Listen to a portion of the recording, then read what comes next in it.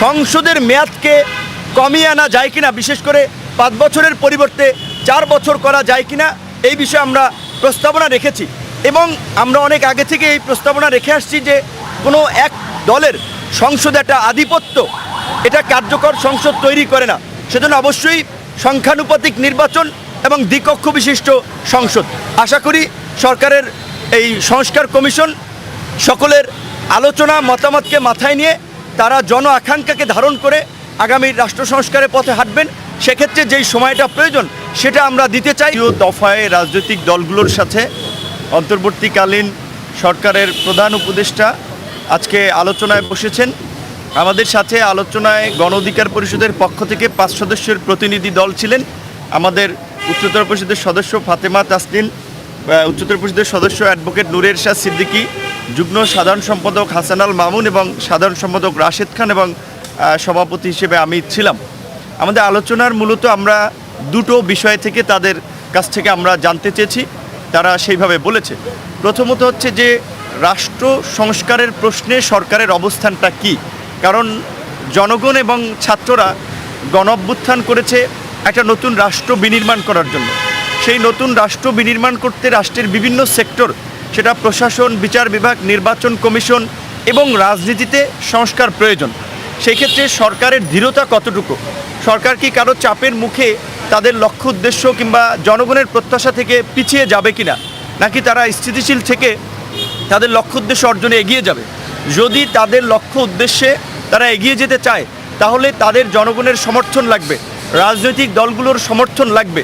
রাষ্ট্র পরিচালনা একটা রাজনীতি, অরাজনৈতিক ব্যক্তিদের নিয়ে শুধুমাত্র সরকার গঠন করে এই রাষ্ট্র সংস্কারের জন্য যে একটা নির্দিষ্ট সময়, সেটা কেউ বলছেন 1 বছর, কেউ বলছেন 6 মাস, কেউ বলছেন 1.5 বছর, কেউ বলছেন 3 বছর। এখন সময়টা যাই হোক না কেন, মোটামুটি 1 বছর প্লাস একটা সময় কিন্তু লাগবে। এই সময়টা যদি সরকার স্থিতিশীলভাবে কাজ করতে চায় তাহলে তাদের জন্য রাজনৈতিক সহযোগিতা অপরিহার্য। এজন্য আমরা প্রস্তাব করেছি যে বর্তমান এই 21 সদস্যের উপদেষ্টা পরিষদের কাঠামো বৃদ্ধি করা, মেজর পলিটিক্যাল পার্টিগুলো সহ গুরুত্বপূর্ণ অংশীজনদের সাথে আলোচনা সাপেক্ষে উপদেষ্টাদের সংখ্যা বাড়িয়ে সরকারের শক্তি বৃদ্ধি করা এবং সরকারকে স্থিতিশীল হয়ে কাজ করা জনগণের প্রত্যাশা পূরণে। দ্বিতীয়ত, চলমান ইস্যুতে যে সমস্ত বিষয়ে বিতর্ক সৃষ্টি হয়েছে বিভিন্ন নিয়োগকে কেন্দ্র করে, এবং এই নিয়োগগুলোতে যাদের সংশ্লিষ্টতা এসেছে তার কারণে সরকারেরও ভাবমূর্তি ক্ষুণ্ণ হচ্ছে। আমরা মনে করি যে প্রফেসর মোহাম্মদ ইউনূসের যে অবস্থান, তাতে বাংলাদেশের মতো থার্ড ওয়ার্ল্ড কান্ট্রির প্রেসিডেন্ট কিংবা প্রধানমন্ত্রীর চেয়ে অনেক উপরে আগেই তিনি চলে গিয়েছেন। কাজে এই সরকারের যে সফলতা এবং ব্যর্থতা, সেটা কিন্তু আলটিমেটলি ডক্টর ইউনূসের মান সম্মানের একটা বিষয় হয়ে দাঁড়াবে। সুতরাং তিনি যদি আমাদের সম্মানিত সাধারণ সম্পাদক যেটা বলেছেন, তার আশপাশে কিংবা তার সরকারের পক্ষ থেকে বিশেষ করে রাজনৈতিক কোনো ইঙ্গিতপূর্ণ বক্তব্য দেওয়া কিংবা দল গঠনের বক্তব্য আসলে প্রতিষ্ঠিত রাজনৈতিক দলগুলোর মধ্যে একটা সন্দেহ সংশয় তৈরি হবে। এই ধরনের বক্তব্য যেন না আসে, এই বিষয়টি আমরা তার দৃষ্টিতে এনেছি। একই সাথে বাংলাদেশকেও স্থিতিশীল করার জন্য দেশি বিদেশি যে নানান ধরনের তৎপরতা চলছে, সেটি নিরসনের জন্য একটা দক্ষ এবং জনবান্ধব প্রশাসন ব্যবস্থা নিশ্চিত করা, তার জন্য আপনার নিয়োগে স্বচ্ছতা আনা এবং আওয়ামী লীগকে যারা পুনর্বাসন করার জন্য এই যে কাজ করছে, সেটা সরকারের মধ্যে থেকেও অনেকের বিরুদ্ধে অভিযোগ আসছে, সেই বিষয়ে যেন তারা পদক্ষেপ নেয়। সামনে দুর্গাপূজাকে কেন্দ্র করে আপনারা ইতিমধ্যেই শুনেছেন অনেকের শঙ্কা যে এখানে বিদেশি ইন্ধন এবং দেশের মধ্যে পতিত স্বৈরাচারের দোসররা নানান ধরনের অঘটন ঘটাতে পারে। তাই সরকারের পক্ষ থেকে আমাদেরকে এই বিষয়ে সহযোগিতা করার জন্য, সজাগ থাকার জন্য বলা হয়েছে।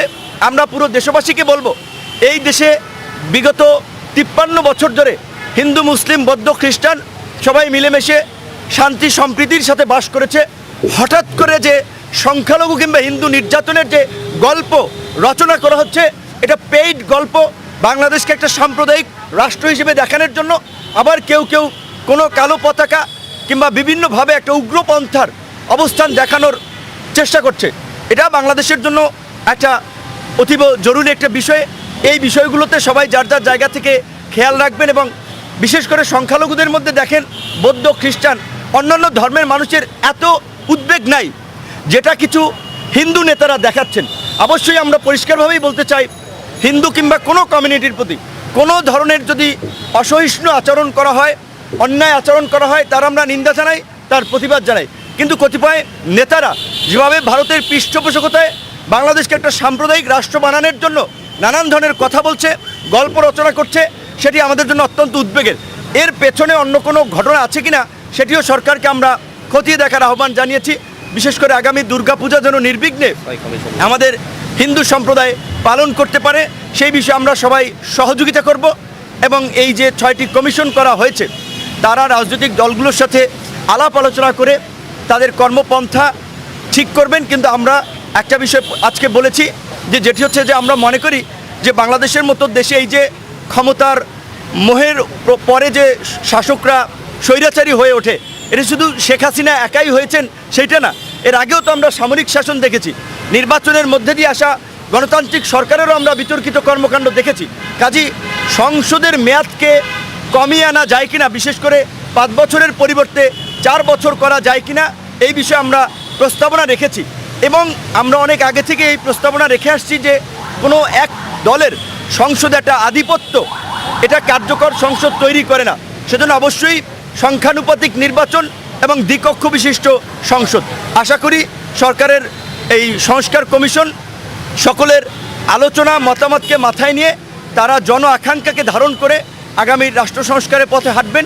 সেক্ষেত্রে যেই সময়টা প্রয়োজন সেটা আমরা দিতে চাই, কিন্তু সেখানে আমরা পরিষ্কারভাবেই বলেছি, রাজনৈতিক দলগুলো কিংবা আমরা এই সরকারকে ক্ষমতায় বসালাম, এই সরকারের জন্য আন্দোলন সংগ্রাম নির্যাতন নিপীড়ন করে তাদের জন্য রাস্তা তৈরি করলাম, সেই সরকারের সাথে যদি আমাদের দূরত্ব তৈরি হয়, আমরা যদি মন খুলে কথা বলতে না পারি, তাহলে সম্পর্কের অবনতি হবে, যেটা আলটিমেটলি একটা অন্য পরিস্থিতি বয়ে আনতে পারে। সেজন্য আমরা বলেছি সকলের সাথে যেন সহজেই তাদের একটা যোগাযোগ স্থাপন হয় সরকারের সাথে, রাজনৈতিক দলসহ গুরুত্বপূর্ণ অংশীজনের, সেই বিষয়ে আমরা বলেছি। এবং আপনাদের সকলকে ধন্যবাদ জানাই।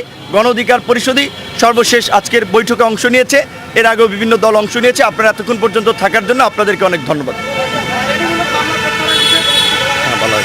হ্যাঁ, মামলাগুলো রাজনৈতিক বিবেচনায় যে মামলা, সেটা কার্যত প্রথম দিনই বলেছিলেন যে এগুলো বাতিল হয়ে যাবে, সেগুলো নিয়ে কাজ করছে। এবং আইন উপদেষ্টা নিজেরাও বলেছেন যে এগুলো নিয়ে যার যার জেলা উপজেলায় যেখানে আছে সেখানে মামলাগুলোর তালিকা দেওয়ার জন্য আলোচনা করেছে। এবং গণ অধিকার পরিষদের পক্ষ থেকে আমরা টোটাল 12টা যে দাবি সেটা আমরা তুলে ধরেছি। এর বাইরেও অনেক ইন্টারনাল আলোচনা হয়েছে। আমরা যেটি বলেছি যে অন্তর্বর্তীকালীন